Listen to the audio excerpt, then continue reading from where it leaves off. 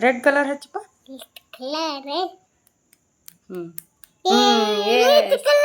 Red colour, blue colour ಹಚ್ಚ.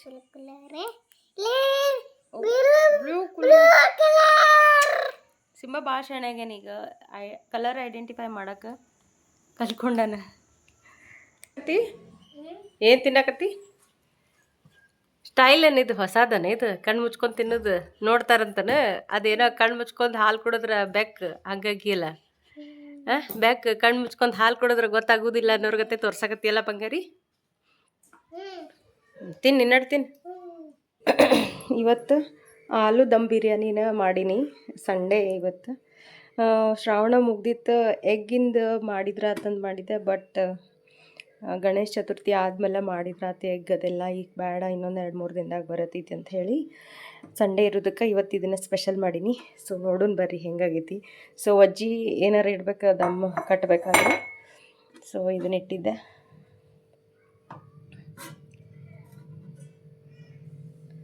Wow, ಎಷ್ಟು first ಕ್ಲಾಸಾಗಿ ಕಾಣತೈತಿ. ಬಾಯಾಗ ನೀರು ಬರತ್ತವ ನನಗೆ ಇಷ್ಟ ನೋಡಿ.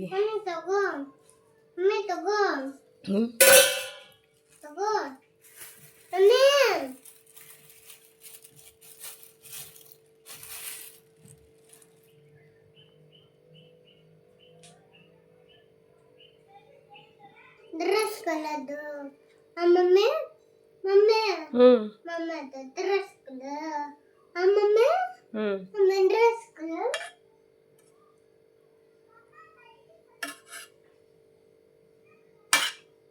ಮಮ್ಮಿ ಮಮ್ಮಿ ಡ್ರೆಸ್ ಕಲರ್ ಬಾ.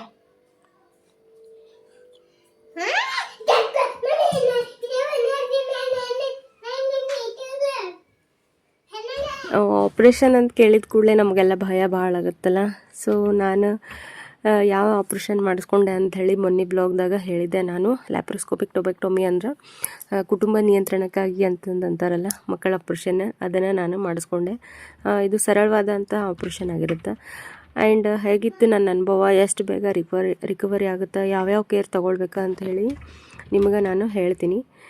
And welcome back to the channel Vidya creates. So ಇವತ್ತಿನ ಬ್ಲಾಗ್ ಒಳಗೆ ನಾನು ನನ್ನ ಲ್ಯಾಪ್ರೋಸ್ಕೋಪಿಕ್ ಟೊಬೆಕ್ಟೊಮಿ ಆಪ್ರೇಷನ್ ಎಕ್ಸ್ಪೀರಿಯನ್ಸ್ ಮತ್ತು ಆಫ್ಟರ್ ಕೇರ್ ಟಿಪ್ಸನ್ನು ಶೇರ್ ಮಾಡ್ತೀನಿ.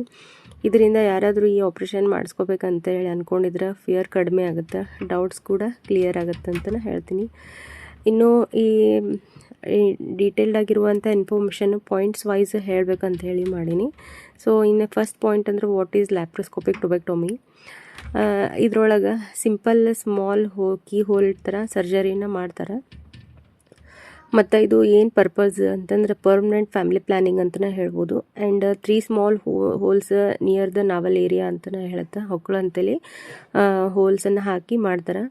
ಆ್ಯಂಡ್ ಡೋನರ್ ಅಂಡರ್ ಜನರಲ್ ಅನೆಸ್ಥೇಷಿಯಾ ಅಂಥೇಳಿ, ಅಂದ್ರೆ ಅನೆಸ್ಥೇಷಿಯಾ ಬೆನ್ನಾಗ ಹೊಟ್ಟೆಯೊಳಗೆ ಕೂಸ್ಕೊಳ್ಳಿದ್ದಾಗ ಹೆಂಗೆ ಮಡಚಿ ಕುಂತಿರ್ತಾರಲ್ಲ, ಆ ಥರ ಮಡಚಿ ನಮ್ಮ ಬೆನ್ನೊಳಗೆ ಅನೆಸ್ಥೇಷಿಯಾನ ಕೊಡ್ತಾರೆ.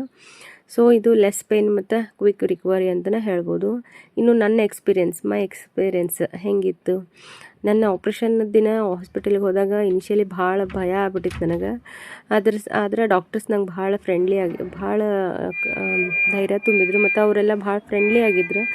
ಆ್ಯಂಡ್ ಒಂದು 3 ಸ್ಮಾಲ್ ಇನ್ಸಿಷನ್ ಮಾಡಿ ಲ್ಯಾಪ್ರೋಸ್ಕೋಪ್ ಯೂಸ್ ಮಾಡಿ ಟ್ಯೂಬ್ ಬ್ಲಾಕ್ ಮಾಡಿ ಹೋಲ್ ಪ್ರೊಸೆಸ್ ಜಸ್ಟ್ 1 ಅವರ್ ಒಳಗೆ 45 to 1 ಅವರ್ ಒಳಗೆ ಕಂಪ್ಲೀಟ್ ಆಯ್ತು. ಇನ್ನು ಆಫ್ಟರ್ ಆಪ್ರೇಷನ್ ಕೇರ್ ಯಾವ ಥರ ನಾನು ಮಾಡಿಕೊಂಡೆ, ಇದು ವೆರಿ ಇಂಪಾರ್ಟೆಂಟ್ ಅಂತಲೇ ಹೇಳ್ಬೋದು. ಫಸ್ಟ್ 1 to 3 ಡೇಸ್ ಒಳಗೆ ನನಗೆ ಫುಲ್ ಕಂಪ್ಲೀಟಾಗಿ ಬೆಡ್ ರೆಸ್ಟ್ ಮಾಡ್ಕೊಂಡಿದ್ದೆ. Bed rest is compulsory. And ಬಿಸಿ ನೀರು ಕುಡಿ ಅಂತ ಹೇಳಿದರು. ವಾಮ್ ವಾಟರ್ ಕಂಪಲ್ಸರಿ, ವಾಮ್ ವಾಟರ್ನ ಕುಡಿ ಅಂತಂದು ಸಜೆಸ್ಟ್ ಮಾಡಿದರು. ಆ್ಯಂಡ್ ಫುಡ್ಡನ್ನು ಹೆವಿಯಾಗಿ ತಿನ್ನೋದನ್ನು ಅವಾಯ್ಡ್ ಮಾಡಿರಿ ಅಂತ ಹೇಳಿದರು. ಲೈಟ್ ಫುಡ್ಡನ್ನು ತೊಗೋರಿ ಅಂತಂದು ಹೇಳಿದರು. ಹೆವಿ ಫುಡ್ಡು ಅವಾಯ್ಡ್ ಮಾಡಿರಿ ಅಂತ ಹೇಳಿದರು. ಇನ್ನು ಆಫ್ಟರ್ 1 ವೀಕ್ ಆದಮೇಲೆ ಏನಾಯಿತು, ಸ್ಲೋಲಿ ನಾನು ಸ್ಟಾರ್ಟ್ ಮಾಡಿದೆ ವಾಕಿಂಗ್ ಮಾಡೋಕ್ಕೆ. ಆ್ಯಂಡ್ ನಾನು ಅಲ್ಲಿ ಇದು ಸ್ಟೆಪ್ಸನ್ನು ಹತ್ತೋದು ಇಳಿದು ಭಾಳ ಕಡಿಮೆ ಮಾಡಿರಿ, ನಿಧಾನಕ್ಕೆ ಹತ್ತಿರಿ ಇಳಿರಿ ಅಂತ ಹೇಳಿದರು. ಆ್ಯಂಡ್ ಏನು ಮಾಡಿದೆ, ವಜ್ಜಿ ಇರುವಂಥ ಸಾಮಾನುಗಳನ್ನು ಎತ್ತಬೇಡ ಅಂತಂದು ಹೇಳಿದರು.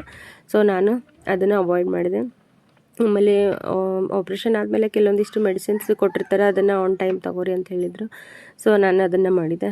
ಆಮೇಲೆ ಗಾಯಕ ಅವರು ಈಗೇನು ಸ್ಟಿಚ್ ಹಾಕಿರ್ತಾರಲ್ಲ ಅಲ್ಲಿ ನೀರದು ಬೀಳಾರ್ದಂಗೆ ನೋಡ್ಕೋರಿ ಅಂತ ಹೇಳಿದರು. ಆಮೇಲೆ ಅವರೇ ನನಗೊಂದು ಹಿಂಗೆ ಪ್ಯಾಚಸ್ ಗತೆ ಕೊಟ್ಟಿದ್ರು, ಅದು ಊಂಡ್ ಪ್ಯಾಚಸ್ ಗತೆ. ಅದನ್ನು 100 ರೂಪೀಸಿಗೆ ಒಂದು 4 ತೊಗೊಂಡು ಬಂದಿದ್ದೆ. ಅಂದರೆ ಕೆಳಗಡೆ ಒಂದು ಹೊಕ್ಕಳ ಕೆಳಗಡೆ ಒಂದು, ಹೊಕ್ಕಳ ಮೇಲ್ಗಡೆ ಒಂದು 2 ಹೋಲ್ ಹಾಕಿರ್ತಾರಲ್ಲ ಅಲ್ಲಿ ಸ್ಟಿಚಸ್ ಹಾಕಿರ್ತಾರೆ. ಸೊ ಅಲ್ಲಿ 2 ಕಡೆ ಹಚ್ಕೊಳಕ್ಕಂಥೇಳಿ ಒಂದೊಂದು ಪ್ಯಾಚಸ್, ಕೆಳಗಡೆ ಒಂದು ಮೇಲ್ಗಡೆ ಒಂದು ಅಂಥೇಳಿ 2 ಪ್ಯಾಚಸ್ ತೊಗೊಂಡಿದ್ದೆ. ಅವು ವರ್ತ್ ಅನ್ನಿಸ್ತು. ಮೇಲ್ಗಡೆ ಹಿಂಗೆ ಕವರ್ ಇರ್ತಾವೆ, ಸೊ ಅದ್ರ ಮೇಲೆ ಎಷ್ಟು ನೀರು ಬಿದ್ರೂ ಅದು ಗಾಯಕ ಏನೂ ಆಗದೆ ಇರೋ ಥರ ಪ್ರೊಟೆಕ್ಟ್ ಮಾಡ್ತಾವೆ. ಸೊ ಅದು 3 ಡೇಸಿಗೆ ಒಂದು ಸತಿ ನಮ್ಗೆ ಡ್ರೆಸ್ಸಿಂಗ್ ಮಾಡ್ಕೊ ಅಂತ ಹೇಳಿದರು. ಇನ್ನು ಡಯಟ್ ಟಿಪ್ಸ್ ಕೂಡ ಅವರು ಹೇಳ್ಯಾರ, ಭಾಳ ಡೀಟೇಲ್ಡಾಗಿ ನಂಗೆ ಡಯಟ್ ಟಿಪ್ಸ್ ಹೇಳ್ಯಾರ. ಅದನ್ನು ಡೀಟೇಲ್ಡ್ ವಿಡಿಯೋನ ನಾನು ನೆಕ್ಸ್ಟ್ ವಿಡಿಯೋ ಒಳಗೆ ಶೇರ್ ಮಾಡ್ತೀನಿ. ಈಗ ಅವರು ಸಿಂಪಲ್ ಆಗಿರುವಂಥದ್ದು ಹೇಳ್ತೀನಿ. ಈಗ ಬೇಸಿಕ್ ಹೆವಿ ಫುಡ್ ಬೇಡ ಅಂತ ಹೇಳ್ಯಾರ, ಲೈಟ್ ಫುಡ್ಡನ್ನು ತಿನ್ನಿರಿ ಅಂತ ಹೇಳ್ಯಾರ. ಮತ್ತು ಪ್ರೋಟೀನ್ ರಿಚ್ ಫುಡ್ಡನ್ನು ತಿನ್ನಿರಿ ಅಂತಂದು ಹೇಳ್ಯಾರ. ಇನ್ನು ಸ್ಪೈಸಿ ಫುಡ್ ಮತ್ತು ಆಯಿಲಿ ಫುಡ್ನ ಅವಾಯ್ಡ್ ಮಾಡಿರಿ ಅಂತಂದು ಹೇಳಿದರು. ಮತ್ತು 5 ಲೀಟ್ರ್ ನೀರು ಕುಡಿ ಅಂತ ಹೇಳಿದರು ಒಂದು ದಿನಕ್ಕೆ. ಸೊ ಇದು ಬೇಸಿಕ್ ಆಯ್ತು. ಇನ್ನು ಡೀಟೇಲ್ಡಾಗಿ ನಂಗೆ ಯಾವ ಥರ ಅವ್ರು ಎಕ್ಸ್ಪ್ಲೇನ್ ಮಾಡ್ಯಾರ ನಂಗೆ ಡಯಟ್ ಪ್ಲ್ಯಾನ್ ಅಂತ ಹೇಳಿ ನಿಮಗೆ ಹೇಳ್ತೀನಿ. ಯಾಕಂದ್ರೆ ಈಗ ಆಪ್ರೇಷನ್ ಆಗಿ 1 ಮಂತ್ ಒಳಗೆ ನಾವು ಆರಾಮ್ಸೆ ವೆಯ್ಟ್ ಲಾಸ್ ಮಾಡ್ಕೋಬೋದಂತ ಅವ್ರು ಹೇಳಿದ ಪ್ರಕಾರ ನಾವು ಡಯಟನ್ನು ಫಾಲೋ ಮಾಡಿದರೆ ಮಾಡ್ಬೋದು ಅಂತಂದು ಹೇಳ್ಯಾರ. ಸೊ ಅದನ್ನು ನಾನು ಇನ್ ಡೀಟೇಲ್ಡಾಗಿ ನಿಮಗೆ ನೆಕ್ಸ್ಟ್ ವಿಡಿಯೋ ಒಳಗೆ ಹೇಳ್ತೀನಿ. ಇನ್ನು ಏನು ವಾರ್ನಿಂಗ್, ಈ ಥರ ನಿಮಗೇನಾರ ಸಿಮ್ಟಮ್ಸ್ ಕಾಣಿಸಿದ್ವು ಅಂದರೆ ಇಮಿಡಿಯೇಟಾಗಿ ನೀವು ಹಾಸ್ಪಿಟಲಿಗೆ ಬರ್ರಿ ಅಂತೇಳಿ ಹೇಳಿದರು. ಸೊ ಆ ಥರ ವಾರ್ನಿಂಗ್ ಸೈನ್ಸ್ ಯಾವ್ಯಾವು ಅಂದ್ರೆ ಸಿವಿಯರ್ ಅಬ್ಡೋಮಿನ್ ಪೇಯ್ನ್, ಕೆಳಗಡೆ ಹೊಟ್ಟೆ ಭಾಳ ನೋವಿತ್ತು ಅಂದ್ರೆ ಬರ್ರಿ ಅಂತ ಹೇಳಿದರು. ಮತ್ತು ಹೈ ಫೀವರ್ ಇದ್ರೆ ಹಾಸ್ಪಿಟಲಿಗೆ ಬರ್ರಿ ಅಂತ ಹೇಳಿದರು. ಇನ್ನು ಕಂಟಿನ್ಯೂಸ್ ಆಗಿ ಬ್ಲೀಡಿಂಗ್ ಅಥವಾ ಸ್ವೆಲ್ಲಿಂಗ್ ಇತ್ತು, ಈಗ ಉಂಡ ಜಾಗದೊಳಗೆ ಸ್ವೆಲ್ಲಿಂಗ್ ಇತ್ತು ಅಥವಾ ಬ್ಲೀಡಿಂಗ್ ಜಾಸ್ತಿ ಆಗಕತ್ತಿತ್ತಂದ್ರೆ ಬಾ ಅಂತ ಹೇಳಿದರು ಹಾಸ್ಪಿಟಲಿಗೆ. If you face any of these consult doctor immediately ಅಂತ ಹೇಳಿ ಅವರು ನನಗೆ ಸಜೆಸ್ಟ್ ಮಾಡಿದರು. ಬಟ್ ನನಗೆ ಜ್ವರನೂ ಬರಲಿಲ್ಲ, ಅಬ್ಡೋಮಿನ್ ಪೇನೂ ಇರಲಿಲ್ಲ. ಸೊ ಸ್ವಲ್ಪ ಬ್ಲೀಡಿಂಗೂ ಕಡಿಮೆ ಆಗಿತ್ತು. ಇನ್ನೇನು ಸ್ವಲ್ಪ ಸ್ವೆಲ್ಲಿಂಗ್ ಆಗಿತ್ತು ಅಂಥೇಳಿ ನಾನು ಹಾಸ್ಪಿಟಲಿಗೆ ಹೋದೆ.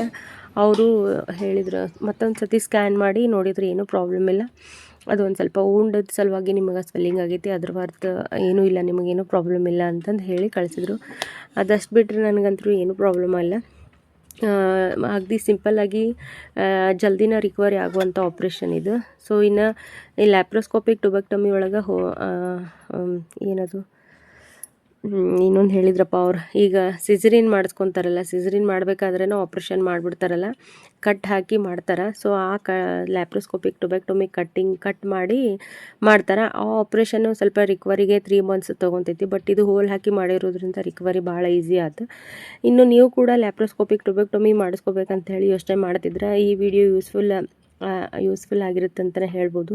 ಸೊ ಈ ವಿಡಿಯೋ ನಿಮಗೇನಾರು ಯೂಸ್ಫುಲ್ ಅನ್ನಿಸ್ತು ಅಂದರೆ ಲೈಕ್ ಮಾಡಿರಿ, ಶೇರ್ ಮಾಡಿರಿ. ಇನ್ನೂ ಯಾರೆಲ್ಲ ನನ್ನ ಚಾನಲ್ನ ಸಬ್ಸ್ಕ್ರೈಬ್ ಮಾಡಿಕೊಂಡು ನೋಡಕತ್ತಿಲ್ಲ ಅವರೆಲ್ಲ ಪ್ಲೀಸ್ ಸಬ್ಸ್ಕ್ರೈಬ್ ಮಾಡಿಕೊಂಡು ನೋಡಿರಿ.